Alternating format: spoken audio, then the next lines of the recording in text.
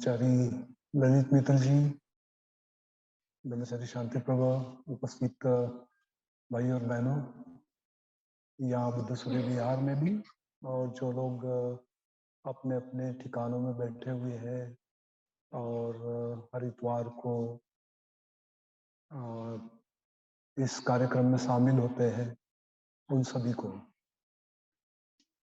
बहुत हट के मौसम हुआ है। यानी हम लोग इस मौसम में पंखा झूलते रहते हैं और पसीना पोंछते रहते हैं। अब ऐसा लग रहा है कि मतलब कुछ शॉल वाल ओढ़ लो या कोई स्वेटर वगैरह पहन लो, जैकेट पहन लो, छाता लेके चलो, फिर से अपने बरसाती जूते निकाल लो। ऐसा एक मौसम आ गया है, एकदम सोच के परे। मेरी नींद खुली तो मुझे लगा कुछ तो गड़बड़ हो रही है कहीं ना कहीं। मेरे बिल्डिंग से पानी शायद ज्यादा बह रहा है, ओवरफ्लो हो रहा है। तो मैं जाके अपना मोटर बंद करने के चक्कर में उठा तो देखा तो सब तरफ एकदम रिमझिम और बहुत जोरों से बारिश होते हुए देखा। बोला ये कौन सा मौसम आ गया हमारे नागपुर में। तो बड़ा आश्चर्य का धक्का सा लगा, और जैसे ही बाहर आया तो ठंडी भी लग रही। तो मैंने थोड़ा घर में ही अपना बैठ के ध्यान साधना तो करता ही हूँ, सुबह चालू किया 5 बजे, और मला अब बंद होगा, जब बंद होगा होने का नाम ही नहीं। तो फिर मैं लगभग 8:45 बजे शांति प्रभा जी को फोन किया। मैंने बोला मैं घर से ही प्रवचन देता हूँ यार, अब तो कोई आने वाला है नहीं यहाँ। तो बोले नहीं नहीं, घर से प्रवचन कैसे देंगे, यहाँ तो लोग आएंगे। तो मैंने बोला नहीं आएंगे यार, इतनी बारिश में कौन आएगा। तो बोले नहीं आएंगे लोग, आप भी आ जाओ। तो अब मैं बारिश में भीगते हुए कैसे आऊंगा। तो मतलब मेरे पास तो छाता भी नहीं है, गाड़ी भी नहीं है, और मैं नहीं आ सकता। मैं थोड़ा सा उसी में बातचीत में संपर्क में था, तभी मुझे एक मित्र का फोन आ गया। उसका फोन उसने बंद कर दिया क्योंकि मेरा फोन एंगेज था। तो जैसे ही मेरा फोन खत्म हुआ, उसने मेरे को फोन किया और बोला कि मैं कार लेके आ रहा हूँ, आपको छोड़ देता हूँ। बोला ये भी जोरदार है, जबरदस्ती होगी। तो घर पे कार लेके आया और यहाँ पर छोड़ दिया। तो बारिश तब बंद थी, मगर जैसे ही पूजा शुरू हुई, ध्यान शुरू हुआ, बारिश जम के एकदम बरस रही। तो मुझे लगा लोग बहुत मुश्किल में है, बड़े मुश्किल से यहाँ आ जाएंगे, नहीं आएंगे। तो देखा कि आप लोग जितने भी हो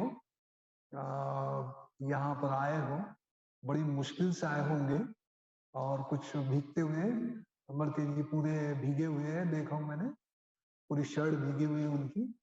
तो उसके बावजूद भी लोग आए, उसके लिए धन्यवाद और आप सबका आभार। पिछले 6 सप्ताहों से हम लोग सुने, पता नहीं पिछले बार सादगी का जीवन ये विषय था, हुआ होगा ऐसे उम्मीद करता हूँ। और आज हम इन अलंकारों में से 7वां अलंकार, जो धम्मा का प्रचार प्रसार,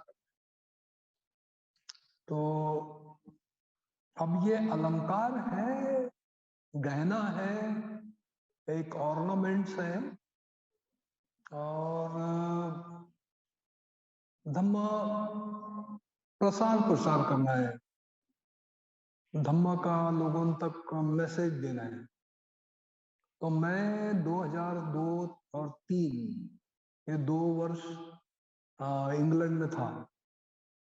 तो मैं जिस जगह रहता था उसका नाम था पद्मलोक।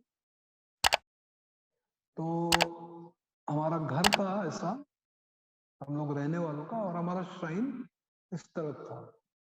तो हमको सुबह 6 बजे उस श्राइन में जाना पड़ता था, और 6 बजे सुबह हम लोग श्राइन में सब लोग ध्यान करने को जाते थे, और शिविर में जब होते थे सभी लोग 6 बजे वहां जाते थे। तो वहां एक स्तूप था, वो स्तूप में जो अस्थियां थी वो दारदो रिम्पोजी की थी। यानी लामा दार्जो रिम्पोचे ये हमारे गुरु के गुरु थे। तो उनकी वहां अस्थियां थी और वो अस्थियां वहां वहां अस्थियों पे एक स्तूप बना था। उसमें कुछ वाक्य लिखे थे। उसमें के वाक्य थे रेडियंट लव, यानी प्रेम मैत्री लोगों को बांटो। चेरिष्ट धम्मा, धम्मा लोगों को दो। और लिव यूनाइटेडली मतलब सब लोग मिल के रहो। तो ये वाक्य बड़े प्रेरणा देते थे। हर सुबह जाओ, पढ़ो, गोल ऐसा एक राउंड मारो, ओम मणि पद्मे ओम मंत्र बोलते हुए या फिर अपना जो भी मंत्र है वो बोलते हुए। तो ये जो धम्म प्रसार प्रचार करना है, इसको बाबा साहब ने भी बोला है कि सच्ची मानव सेवा है। कहाँ बोला एग्जैक्टली वो लाइन मेरे को याद नहीं आ रही बुद्ध और उनके धम्म में। मैं सोचा था अंडरलाइन करके आप लोगों को बताऊंगा, मगर मैं आलसी आलस था मेरे में, इसलिए मैं पढ़ा नहीं। यानी वो आपको बताने के लिए एग्जैक्ट है, तो आप कोशिश करना वो पढ़ने की, कहाँ मिलेगा आपको। धम्म का प्रचार प्रसार करना ये सच्ची मानव सेवा है। और एक और बात है, और हमारी पूजा की जो किताब है ना, उसके अंत में, पूजा की किताब के अंत के पन्ने में और बुद्ध और उनके धम्म के अंतिम पेज पे वहां लिखा है अनंत प्राणी है। हम शपथ ग्रहण करें कि हम सभी को भव सागर के पार उतारेंगे। यानी बड़ा, यानी क्या कहते हैं उसको, एक प्रतिज्ञा है वो। और ये प्रतिज्ञा अपने आप में बहुत बहुत ही विशाल ऐसी प्रतिज्ञा है। उस प्रतिज्ञा का अर्थ भी ऐसा है, बाबा साहब ने बताया। एक और प्रतिज्ञा है, पता है, मैं सभी सजीवों के, सभी सजीवों को निर्वाण प्राप्ति के लिए अपने जीवन में कार्यान्वित रहूंगा। सभी सजीवों को निर्वाण प्राप्ति के लिए मदद करूंगा, कार्यान्वित रहूंगा। यानी प्रतिज्ञा जो लोग करते हैं धम्म प्रचार प्रसार की, वो अपने आप में ऐसी रहती है कि मतलब धम्म प्रचार प्रसार करना ही सच्ची मानव सेवा है। यह नहीं बोला गया है कि मतलब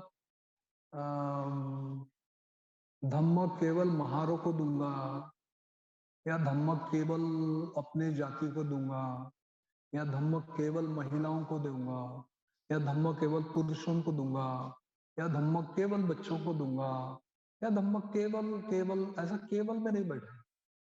तो सभी प्राणी मात्र को देना है। यानी इतनी असीम प्रतिज्ञा, इतनी विशाल प्रतिज्ञा, सभी सजीव।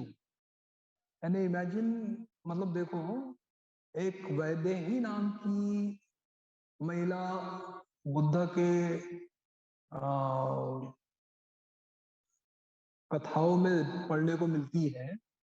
वैदेही कौन थी? तो अजात शत्रु की माँ थी, बिंबिसार की बीवी थी, और प्रसन्नजित राजा की बहन थी। तो वैदेही जब अजात शत्रु अपने पिता बिंबिसार की हत्या कर रहा था, कैद में रख रहा था, तो वैदेही बड़ी दुख में थी, बड़ी कष्ट में थी, बड़ी पीड़ा में मतलब थी वो। तो वो बोलती थी कि मुझे बुद्ध के साथ रहना है, बुद्ध के सहवास में रहना है, बुद्ध के पास में रहना है, बुद्ध के करीब रहना है। तो बुद्ध के करीब रहना है, बुद्ध के सहवास में रहना है, बुद्ध के वास में रहना है।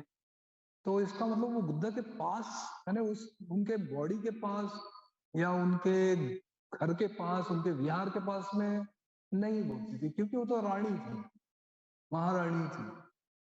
उसका कहना था कि वो जो हवा भी आए ना, तो वो बुद्ध का एहसास दे दे मुझे। कोई बात भी बोले तो मुझे बुद्ध की जैसे बात लगे। कोई पंछी भी अगर कुछ चिचियाहट करे तो वो लगे कि बुद्ध की आवाज। मैं जहां सोऊं ऐसा लगा कि वो बुद्ध का वास्तव में वहां है। मैं जो भोजन करूं उसमें भी ऐसा लगे कि बुद्ध है। यानी उसकी जो भावना थी बुद्ध के साथ समरस थी, बुद्ध के साथ बनी थी। और वो उस तरीके की कल्पना करते हुए अपने सारे दुखों को भूल जाएगी, या फिर वो दुख कहने उसके नदारद हो जाते हैं। तो वो औरों को भी बांटे, औरों को भी ये बात जाए, इसलिए वो याचना करते रहती थी बुद्ध को।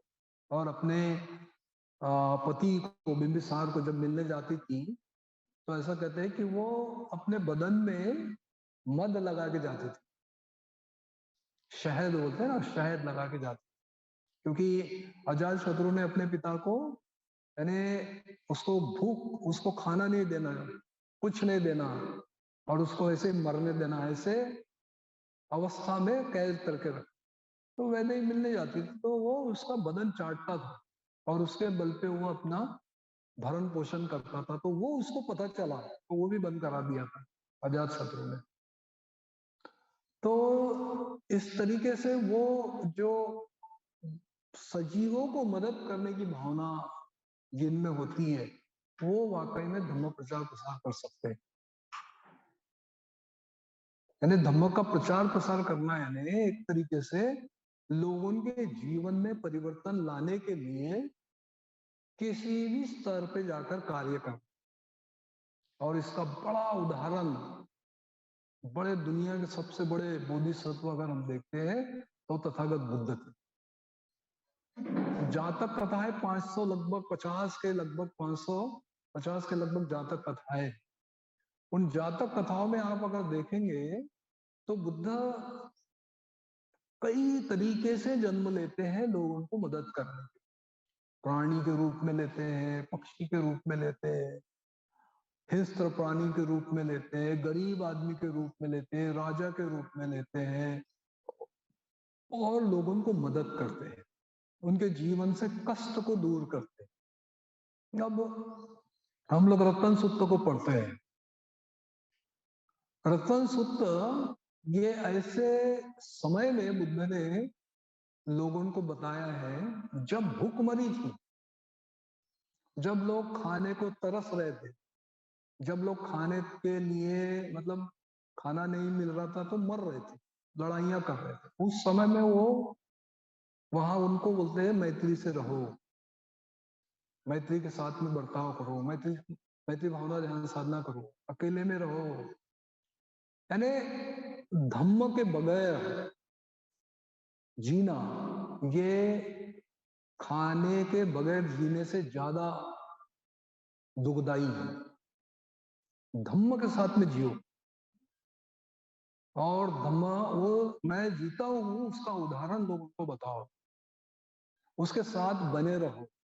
और हम देखते हैं कई प्रकार के लोग ये बुद्ध धम्म के प्रचार प्रसार में हमारे आदर्श बनते हैं, हमारे एक आदर्श बनते हैं जिसकी वजह से हमें प्रेरणा मिलती है। परम पूज्य डॉक्टर बाबा साहब अम्बेडकर को देख लीजिए। हाँ, यानी क्या उम्र थी उनकी। यानी 16, यानी 1916 में वे कास्ट इन इंडिया को लेकर उम्र के बराबर 25 वर्ष में वो दुनिया के सबसे बड़े दालन में, गोल्डन वाइजर दालन में, कोलंबिया यूनिवर्सिटी के वहां भाषण देते हैं। और भाषण भी ऐसा देते हैं कि वो सारे दुनिया के जितने भी विद्वान थे, जाति व्यवस्था को लेकर उनके प्रबंध दुनिया में प्रसिद्ध थे, उनको सबको नकार दिया, तोड़ दिया, और बताया कि देखो भाई इस तरीके से जाति बनी। अब ये भी बात बड़ा अजीब लगती है कि बाबा साहब, यानी आज हम गूगल में देख सकते हैं कि दुनिया में कौन सी यूनिवर्सिटी है और उस यूनिवर्सिटी में प्रवेश कैसा मिले। 2019 सॉरी 1900 लगभग 13 में वो गए। अब 13 में यानी 20-22 साल की उम्र में उनको कैसा पता चला होगा कि भाई वो दुनिया के सबसे बड़े यूनिवर्सिटी और वहां मुझे पढ़ने जाना है। कैसे पता चला होगा? क्या खोजा होगा उन्होंने? कौन सा रास्ता देखा होगा? दुनिया के बेस्ट यूनिवर्सिटी में गया, ऐसे लोकल यूनिवर्सिटी में नहीं गए हो, दुनिया के सबसे बेहतर यूनिवर्सिटी में गए। और अपने पैसे से नहीं गए, उनको लोगों ने मदद करी, उनको लोगों ने कुछ दिया, और वो जब लोगों ने दिया, लोगों के बलबूते पे उन्होंने कुछ किया, तो वो लोगों को देने का जो उनका एक अंदाज देखो, सब कुछ दिया उन्होंने, अपने परिवार की परवाह नहीं करी।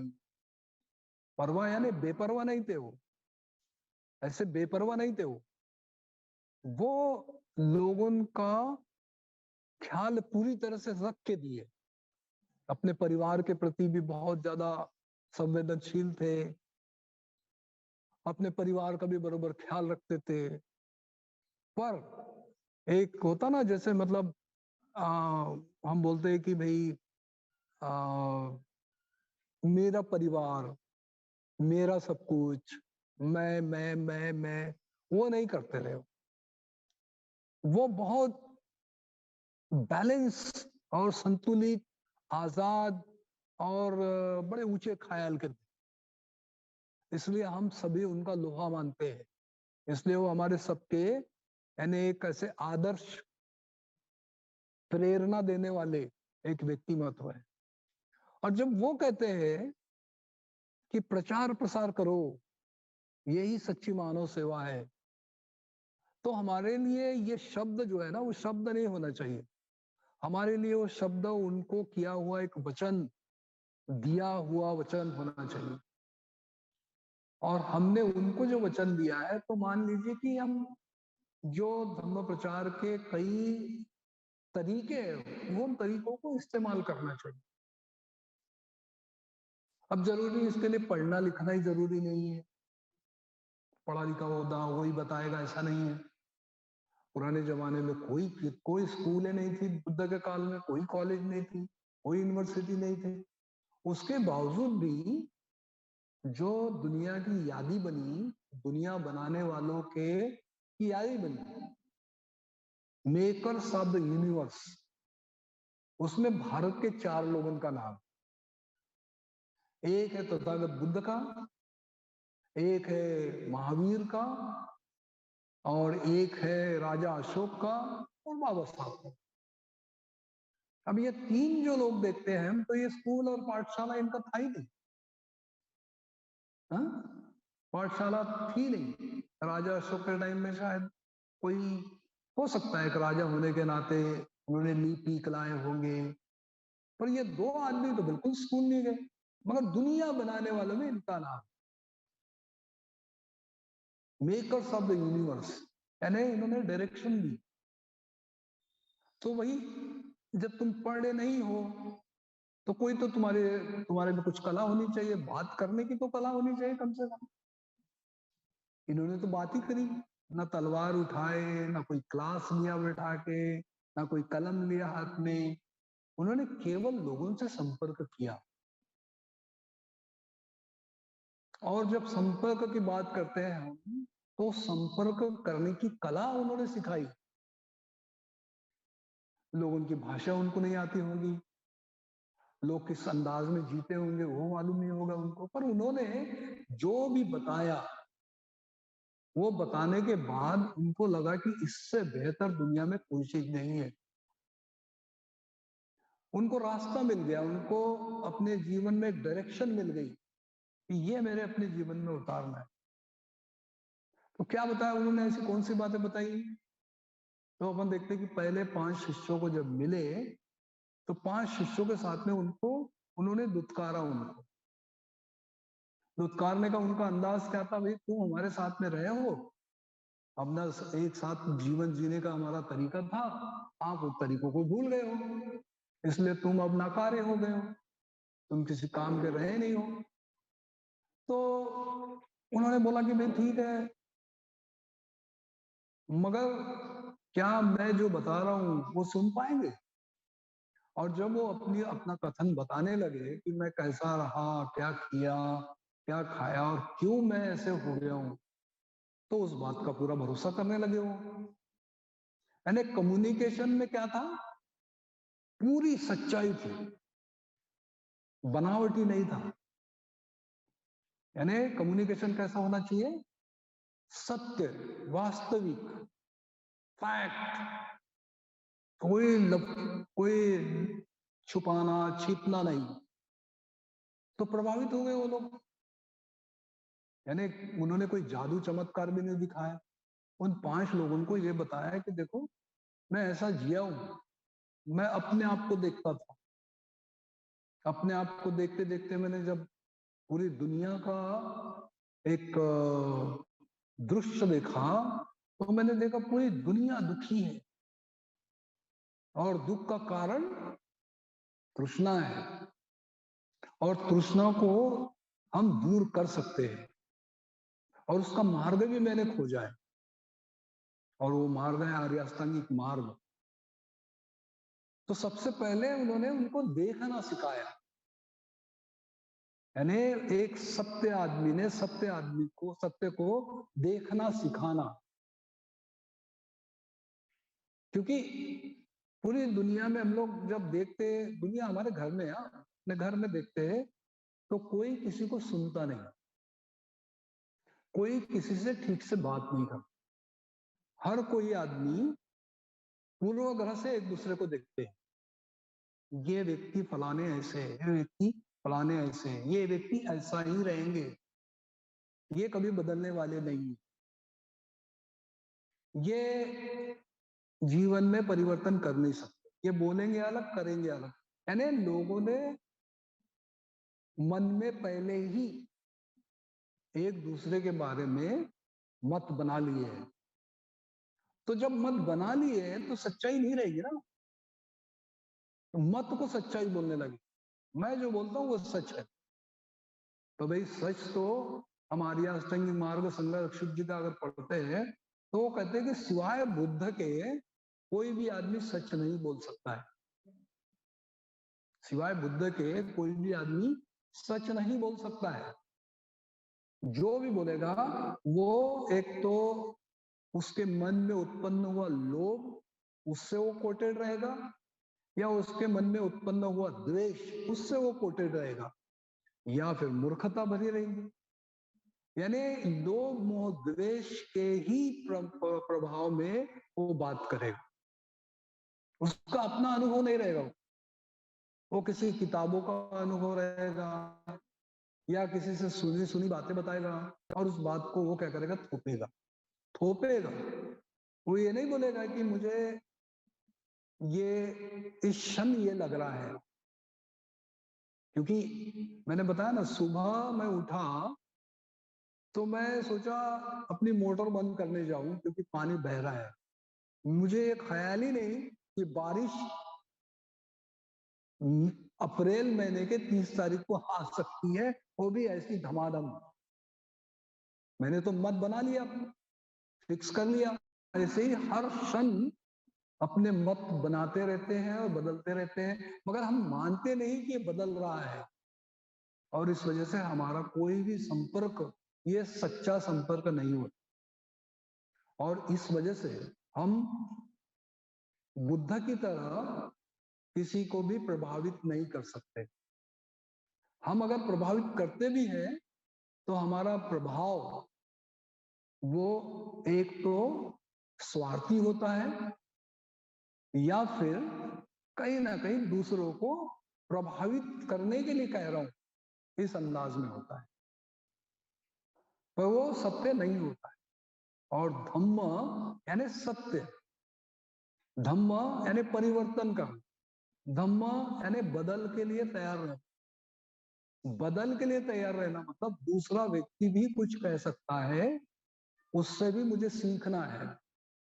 धम्म का मतलब ये बदल रहा है, इसको कबूल करना कि मैं जैसा पकड़ के रखा हूं, ये पकड़ के रखना मेरा अंदाज है, ये बदल सकता है। और ये जब हम सीखते हैं, देखना सीखते हैं, यानी प्रमुख बात है बुद्ध के धम्म की, वो है देखना सीखना और दिखाना सीखना। धम्म का प्रचार प्रसार करना मतलब दिखाना सीखना, देखना सीखना। सब अपने अपने तरीके से देखना सीखे हैं। बचपन से माँ ने सिखाया है, पिता ने सिखाया है, भाई बहनों ने सिखाया है, अन्य ने रिश्तेदारों ने सिखाया है कि ऐसा देखो। हमको अगर अपने तरीके से बच्चे देखने लगे तो हम उनको मारते हैं, डांटते हैं, क्योंकि हमने जो देखा है वो मार्ग ही सही है और उसी मार्ग से तुमको देखना है, दूसरे अंदाज से देखना नहीं। यानी हमने अपनी जो दृष्टि है वो धुंधली बना के रखी है। मुसलमान ऐसे, हिंदू ऐसे, महार बौद्ध ऐसे, क्रिश्चियन ऐसे बना के रखा है। अब ये बना के रखने में क्या हम सभी सजीवों को निर्वाण के तरफ लेके जा सकते हैं? क्या उनको भवसागर के तरफ लेके जा सकते हैं? क्या पांचवी पायरी जो ध्यान साधना की वो ध्यान साधना में उस तरीके का भाव है कि केवल मैं अपने उस दल को मदद करूं, उस दल को नहीं करूं? तो हमारा धम्म प्रचार प्रसार करना सच्ची मानव सेवा है। तो मानव क्या वो नहीं है? मानव खाली जो बाबा साहब के अनुयायी वही मानव है, दूसरे लोग मानव नहीं है। सभी सजीवों को बुद्धत्व प्राप्त की तरफ बढ़ाना है। तो इसको कहते हैं धम्म का प्रचार प्रसार कर। हमारा धम्म प्रचार प्रसार तो है ही नहीं भाइयों और बहनों,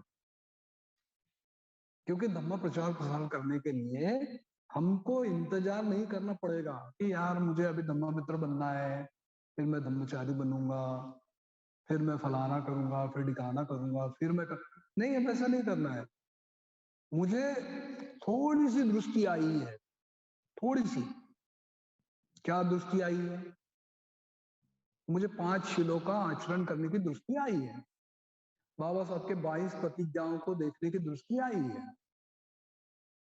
आई क्या, पहले वो चेक कर। मुझे 5 शिलों में से पंचशील को देखने का नजरिया आया क्या? तो हमने पहले एक दीवार बना ली। मांस, मछली, मटन ये खाने वाले लोग धम्म का आचरण नहीं कर सकते। यानी मैं खा रहा हूं अगर, तो मैं पहले ही तय कर लेता हूं कि मैं धम्म का आचरण नहीं कर सकता हूं। फिर मैं किसी को दान नहीं देता हूं, या मैं ज्यादा कंजूस हूं, या ज्यादा मैं मतलब लोगों से कुछ पाने की इच्छा रखता हूं, तो मैं तय करता हूं कि मैं तो इस तरीके का आदमी हूं, मैं उन लोगों के साथ में नहीं रह सकता हूं, क्योंकि जब भी आएंगे मेरे से दान मांगेंगे, तो उससे मैं दूर ही रहूं। फिर मैं सादगी से नहीं जीता हूं, मेरे को बड़े शौक है, बड़ा अच्छा घर रखने का शौक है, मेरे घर में आलीशान फर्नीचर रखने का, मुझे अच्छे कपड़े पहनने का, तो मैं ये इनके जैसा नहीं रह सकता हूँ, तो फिर उनसे दूर। फिर मैं ऐसी जगह काम करता हूँ वहां झूठ बोलना पड़ता है, लोगों के साथ में बात करते वक्त कभी डांटना पड़ता है, कभी कभी ऊंची आवाज में बात करना पड़ता है, कभी झूठ भी बोलना पड़ता है, तो मैं इनके साथ नहीं रह सकता हूँ। ये बौद्धों का एक आध दिन ठीक है, पर हरदम नहीं कर सकता। मेरी कठोर वाणी है, मैं कठोर वाणी से ही पेश आऊंगा, मैं लचीला नहीं कर सकता हूँ, तो मत बनानी है। मैं शराब पीता हूँ, मुझे तंबाकू खाना है, मुझे फलानी चीज खाना है, मैंने बना लिया है ऐसा, तो मैं ये इसमें हूं, तो मैं ये जीना नहीं सकता।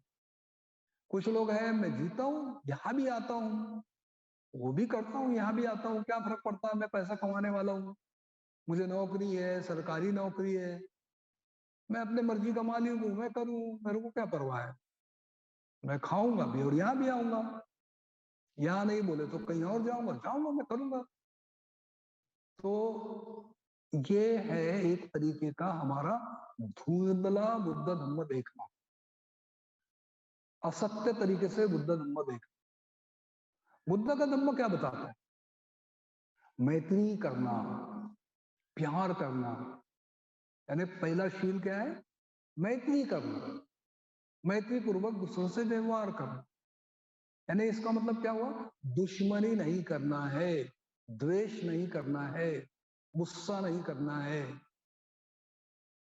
क्या करना है इसका मतलब? छोड़ना है उन बातों को, उन बातों से हानि है। आप मांस मछली मटन खा रहे हैं, आप खाओ, उसको कोई परेशानी, पर नहीं खाने वाला आदमी भी गुस्सा कर रहा है, उसको क्या? गुस्सा निकालना है ना इम्पोर्टेंट। हम छोटी सी बात किसी को बुरा लगने वाली जब बोलते हैं तो वो आदमी का मन दुखता है। उसको उंगली में अगर कोई चुभती है चीजें तो खून निकलता है, खून निकलता है, थोड़ी पट्टी बांधता है, खुद ही सुकून पा लेता है। पर किसी ने थोड़ा सा बोला है जिसका मन दुख गया, वो जिंदगी भर उस घाव को मरहम लगा नहीं पाता, वो घाव भरता ही नहीं। तो अब बोलना बुरा हो गया या कट, थोड़ा सा कट लगना बुरा? तो हमारी वाणी मैत्री पूर्वक होनी चाहिए, प्यार से हम एक दूसरे के साथ मैत्री करना इम्पोर्टेंट, मैत्री करना इम्पोर्टेंट है। अगर मैत्री नहीं कर रहे आप, तो आप मांस मछली खाना छोड़ भी दिए तो भी आपका उपयोग नहीं, कोई फायदा नहीं आपको। और आप ये सब खा रहे हो और मैत्री से व्यवहार कर रहे हो तो एक दिन छूट ही जाएगा। क्योंकि इतना कत्ल करने वाला आदमी, उसके साथ में आपका व्यवहार कैसा रहेगा? आप तो उसको भी बोलेंगे भाई तू भी छोड़ दे यार, क्योंकि अच्छी बात नहीं है। तो ये महसूस करना, और वो महसूस कराओ, लोगों को बताओ। दान देना, किस लिए दे रहा हूं दान? मैं दान किस लिए दे रहा हूं? क्या फायदा है इसका? इससे किसका लाभ होगा क्या? तो मैं अक्सर, मेरा अपना प्रिंसिपल है, दो चीजों के लिए मैं कभी भी अपने आप को नहीं रोक पाता। एक है आरोग्य के लिए, किसी की तबीयत बिगड़ जाती है, किसी को कुछ परेशानी होती है, मानसिक रूप से क्यों ना हो, तबीयत ही है ना, तो उसके लिए मैं कुछ भी कर लेता हूँ, मदद करने के लिए। क्योंकि उसके जीवन में वो बहुत जरूरी है ना। दूसरा उसकी शिक्षा के लिए, वो फिर कोई भी प्रकार की शिक्षा हो, एजुकेशन स्कूल का हो या धम्म का हो। मेरे मित्र, ललित मित्र, अपने बहुत सारे पैसे लोगों को दे देते जब शिविर में जाते हैं। वो परवाह नहीं करते वो शिविर जाने के बाद में वो गधा रहेगा या सयाना बन के आएगा, और शिविर जाने के लिए मदद करते, मेरे धम्म प्रचार प्रसार के लिए मदद करते, क्योंकि शिक्षा देना है ना लोगों को। तो दान देना बहुत जरूरी है। इससे क्या होता है? दान देने से क्या होता है? हम अपने जीवन में कुछ अच्छा कर रहा हूं उसका एहसास होता है, मैं कुछ तो कंट्रीब्यूट कर रहा हूं सोसाइटी। अपने आप में एहसास होता है कि मैं बाबा साहब के काम के लिए कुछ दे पा रहा हूं।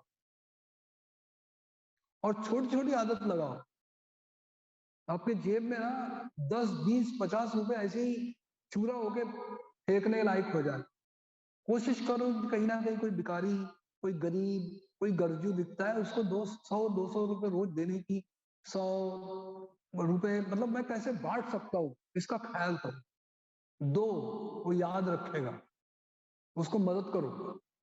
किताबें लेके दो किसी को, किताबें देना ये बहुत अच्छा उपहार है, मदद होती है लोगों को। कभी तो पढ़ता है वो अपने जीवन में, वो सोचता है अरे मैंने ये किताब पढ़ा था, वो आदमी ने दिया था।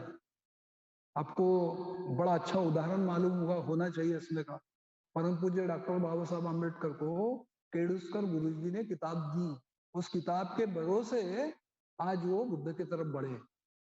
यानी किसी ने किताब दी, उस किताब के वजह से ये परिवर्तन हुआ।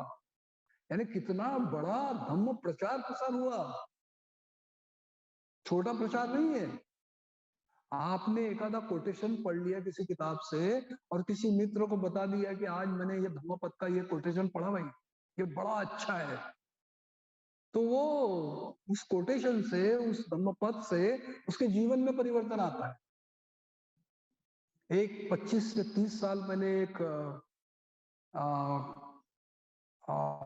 कैद खाने का सर्वे हुआ, और जिसने लगभग 30 से 35 खून किए थे। ये हमारे बुद्धियान में एक स्टोरी है ये, 30 35 कुछ खून किए थे उसने, बड़ा खूंखार आदमी था, और वो जेल के अंदर बंद था। तो कोई उसके पास में नहीं जा सकता था, उसको सब संखलिया बांध के रखते थे और बिल्कुल काट खाना या मार देना, ऐसा उसका स्वभाव।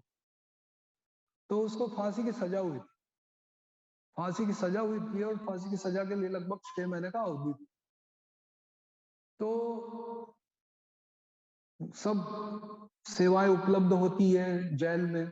6 महीने के अगर रहा तो उसको कुछ पढ़ाया दिया, पढ़ाना जाता है, उसको कोई प्रायश्चित करने के लिए अवसर देते, वो किसी करीब के लोग उनको मिलने के लिए बुलाते, उसको टूर भी करवाते कभी कभी।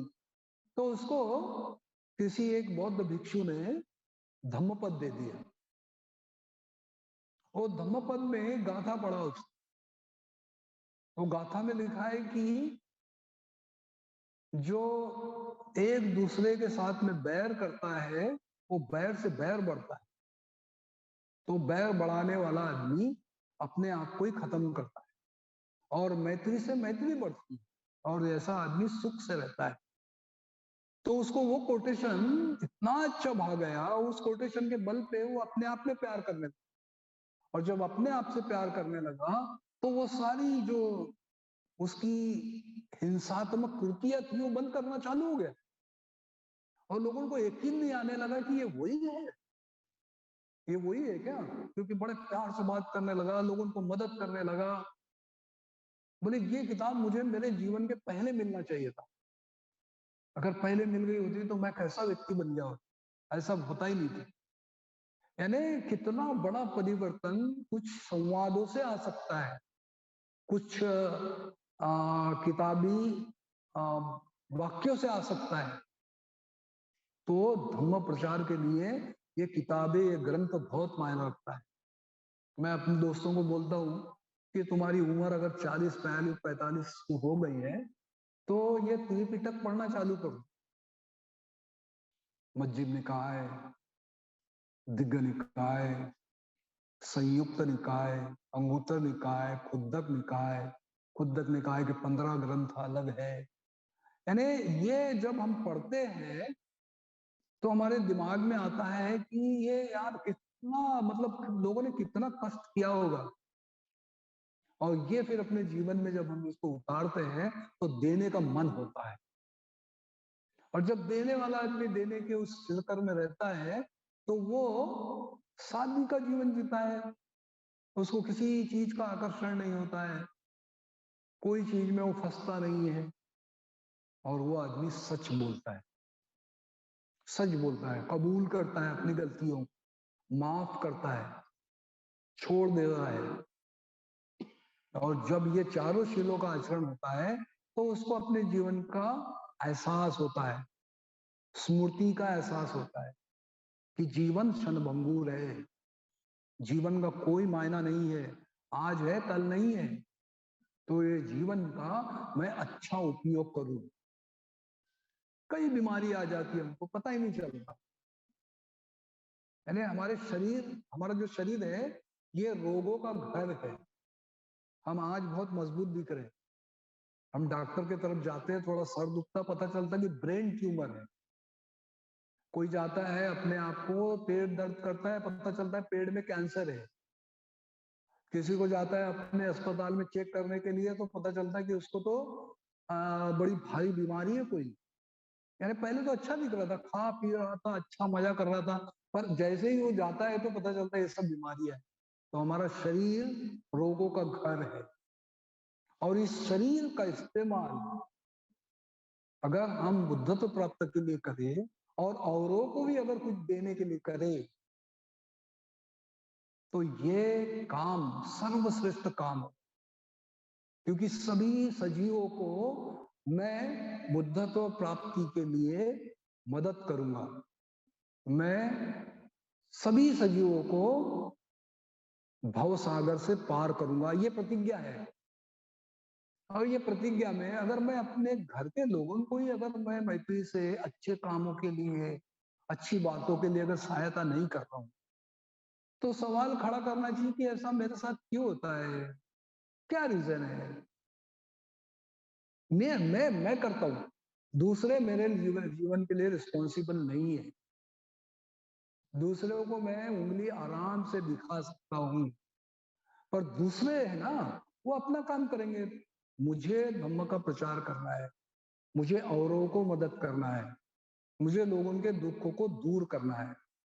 अगर ये भावनाएं मेरे मन में प्रबल मजबूत करता हूं, तो ही धम्म का प्रचार प्रसार होता है। अब बाबा साहब का कहना था कि मुझे भारत बुद्ध में करना है, तो ऐसा एक एक को पकड़ के वो ये नहीं बोलने वाले थे कि तुम भाई बुद्ध बन जाओ। नहीं, बुद्ध के विचार लोगों के मन में जाना चाहिए, बुद्ध के विचार लोगों को समझाना चाहिए।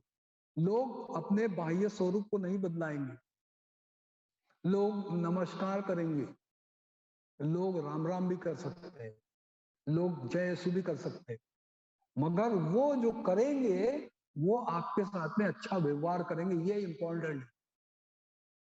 हमारा बौद्ध समाज कई बार नहीं तो ठूस ठूस के लोगों को जय भीम करो, जय भीम नहीं किया तो ये अपना आदमी नहीं, नमक हराम है, नहीं करेगा वो। नमस्कार करना भी अपने आप में दूसरों को आदर देना है, नमस्कार आदर देना है, झुकना है। ओम मणि पद्मे हूं बोलना, ये भी दूसरों को पूरा पूरा होने के लिए प्रेरणा देना है, संपूर्ण होने के लिए प्रेरणा देना है। मगर हम शब्दों में लड़क जाते हैं, हम उनके तौर तरीके में ही रह जाते हैं, उनके भावनाओं में थोड़ा हाथ पहुंचाना। उनको लगना चाहिए कि आदमी बड़ा अच्छा है, इसकी बातें सुनना चाहिए, यह आदमी कभी भी नाराज नहीं होता, यह आदमी कभी भी ऊंची आवाज में बात नहीं करता, कुछ गलती भी हमसे हो जाए तो भी ये आके हमको क्षमा मांगता है। तो लोगों के मन पे राज करने वाला होना चाहिए। बुद्ध ने क्या किया था, एक ब्राह्मण उनको खाना नहीं देता था, उनके ऊपर थूकता था, तो बुद्ध उसको क्या क्या बोलते थे, उसके पास जाना छोड़ दिए क्या? नहीं, बुद्ध ने जाना चालू रखा। वो आखिर खुद तरस के बोलता है कि तुम कमाल के आदमी हो कि मैं इतना तुम पे नफरत करता हूं और तुम हो कि मुझे प्रति उत्तर भी नहीं देते हो। तो उन्होंने बोला कि भाई वो तुम्हारा काम है, मेरा काम तो पहले इतना ही करना है, और जो जो जो चीज मुझे नहीं लगती है और तुम भी किसी को अगर दे रहे हो, उनको नहीं लेना है, तो तुम्हारे पास में रहती है, तो मेरे पास तो कुछ नहीं रहता।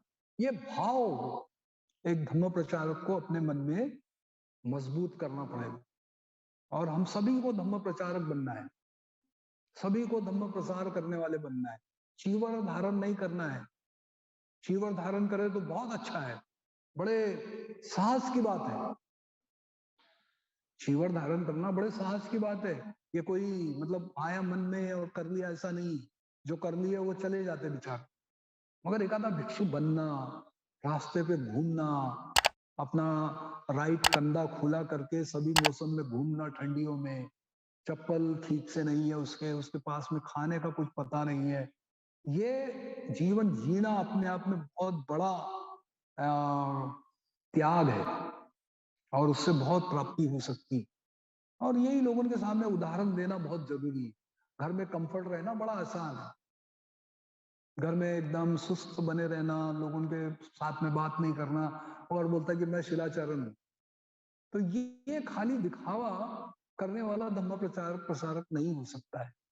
तो अपने जीवन में एक धम्म प्रसार और प्रचारक बनने के लिए हमको शीलों का आचरण करना पड़ेगा, अपने जीवन में इन बातों का महत्व समझना पड़ेगा, और जो हमारे किताब के पीछे लिखा है, वंदना के किताब के पीछे लिखा है, उस बात को प्रतिज्ञा के रूप में याद रखना पड़ेगा कि भाई ये सृष्टि असीम है, और इन सजीवों को मुझे भव सागर पार कराना है, और ये तभी हो सकता है जब हम सब मिलके ये भेदभाव करना छोड़ दें कि ये फलाना है, ये दिखाना है। सजीव यानी सभी, कोई ऐसा यानी बुद्ध की या बुद्ध के उस समय के जो लोग थे, उन्होंने इस तरीके का भेदभाव नहीं किए, सभी सभी जीव मात्र को उन्होंने दुख से मुक्त करने के लिए धम्म बताया।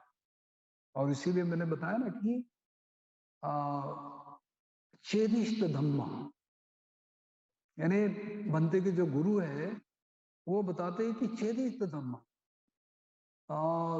रेडिएंट लव और लिव यूनाइटेडली।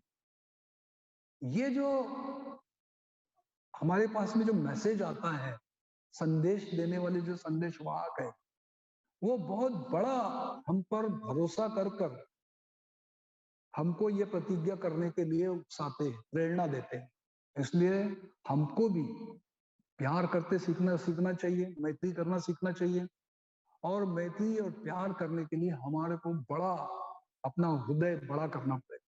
मैत्री भावना की पांचों पाइयों में जो हम करते हैं उसको जीवन में उतारना पड़े।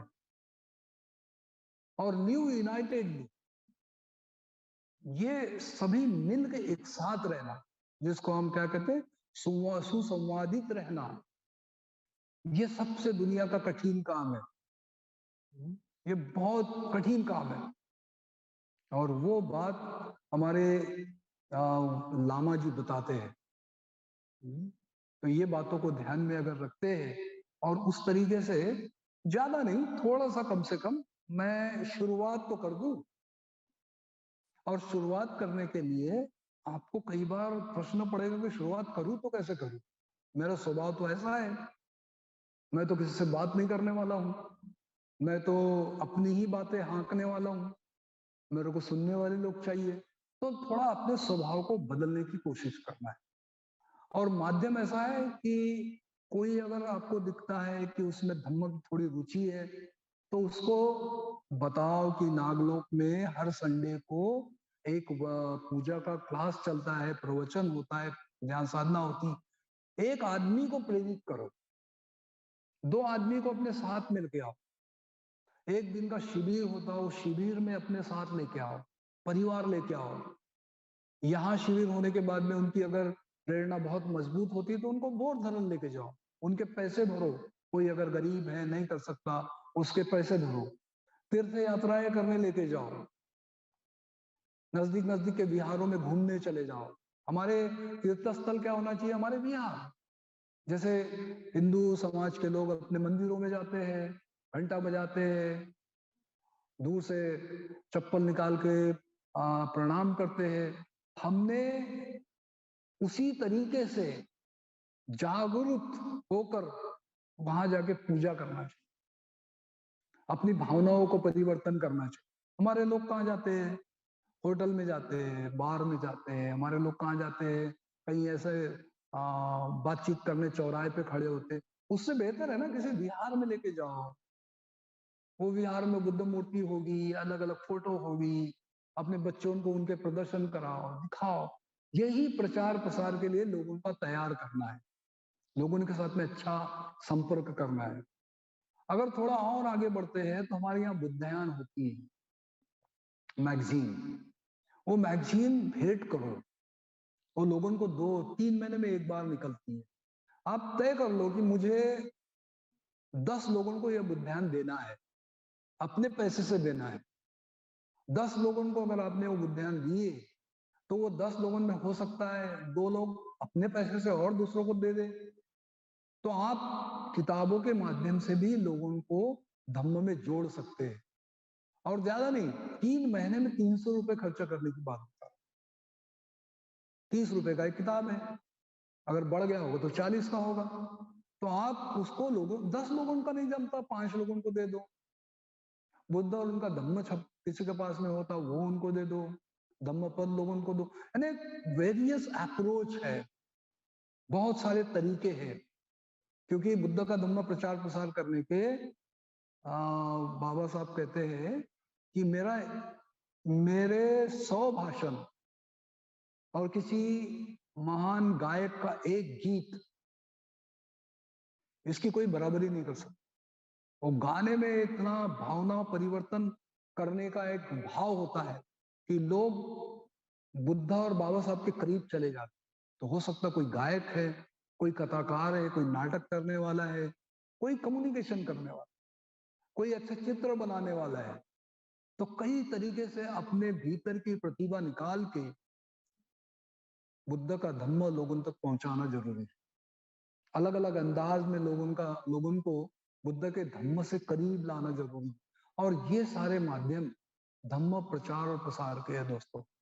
अगर हमने इन सभी का उपयोग करे अपने अपने कुवत से, अपने अपने तौर तरीके से, तो ये एक बड़ा कार्य आपके हाथ से हो जाएगा, बहुत उचित कार्य आपसे हो जाएगा और आप एक धम्म प्रचारक हो जाएंगे। धम्म प्रचारक को एक ख्याल रखना पड़ता है, जो सबसे महत्वपूर्ण बात है, उसको कभी भी अहंकारी नहीं होना चाहिए। कभी भी अहंकारी नहीं होना चाहिए कि मैंने किया, मैंने उन लोगों को मिला, मैं फलाना कर रहा हूं। मेरे ऊपर एक बोझ है, बाबा साहब को दिया हुआ वचन है, उसके पूर्ति के लिए कर रहा हूं। मैं एक कर्जदार हूं, वो लौटा रहा हूं। मुझे उसका ख्याल रहना चाहिए, मुझे उसकी फिक्र होना चाहिए कि मैं बाबा साहब की तुलना में क्या कर रहा हूं, मुझे उससे आगे बढ़ के करना है। तो मुझे गर्व नहीं होना चाहिए, अहंकार नहीं होना चाहिए, और मैं बहुत नम्रता से देना चाहिए। यानी सामने वाला नहीं सुन रहा है, सामने वाले लोग नहीं सुन रहे हैं, तो आपने निराश नहीं होना है, आपको किसी और की मदद लेके करना है वो काम। आप उस इलाके में जाना छोड़ना नहीं है, मगर वहां कोई ना कोई ऐसा तरीका है, उसका इस्तेमाल करना चाहिए, क्योंकि हमको भारत बुद्ध में करना है।